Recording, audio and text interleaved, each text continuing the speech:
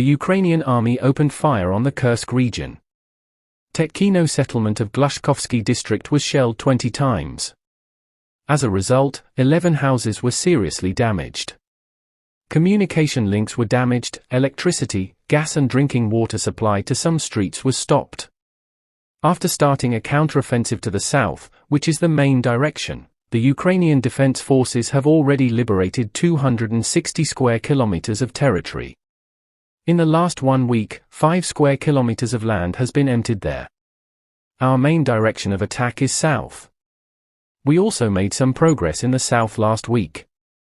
In particular, we are talking about the direction of Melitopol. However, the Russian army is on the defensive in the entire south.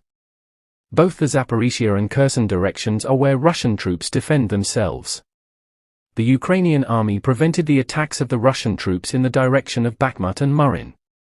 The Russians tried to break through the defense of Ukraine in Andriivka.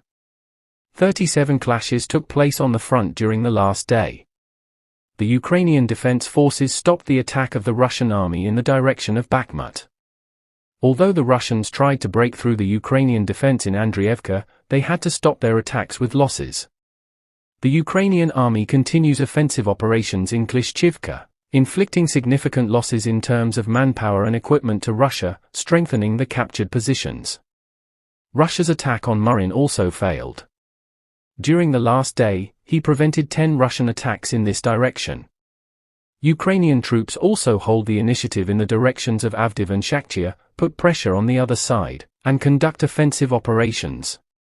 In these directions, there is information about the liberation of certain areas.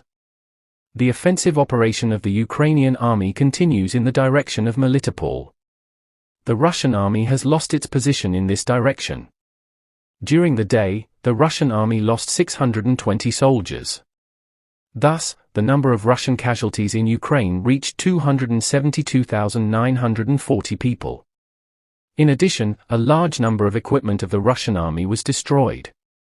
During the last day, 3 Russian tanks, 6 armored fighting vehicles, 2 artillery systems, 2 air defense systems, 7 cruise missiles, 34 vehicles and 5 special equipment were disabled.